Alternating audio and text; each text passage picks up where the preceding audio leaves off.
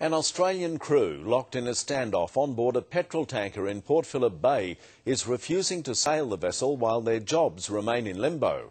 As Laura Spurway reports, 36 workers are facing the axe. A show of defiance at sea. The crew members on board petrol tanker Tandara Spirit refusing to sail to Singapore, where it's expected they'll lose their jobs. I've been now held basically hostage on an Australian vessel in Australian waters. They've spent 15 days staging a protest in Port Phillip Bay. Their employer, TK, is yet to announce the redundancies. And they're worried about their future, they're worried about Christmas, they're worried about mortgage, they're worried about families at home, and they're worried about the future of Australia.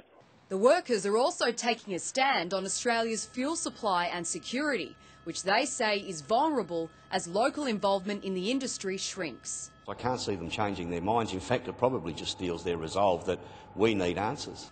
Viva Energy, the company chartering the tanker, is withdrawing the lease on the ship's services in favour of other options offshore because the requirement to export product from Victoria has considerably reduced. $2 an hour against an Australian wage? I think that speaks for itself, doesn't it? Unlike other countries, Australia doesn't have mandatory fuel stockpiling. Recent government figures suggest that if supply were cut off, there would only be enough petrol in storage to last 19 days.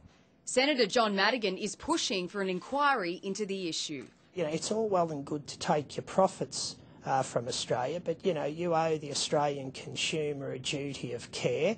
Laura Spurway, 9 News.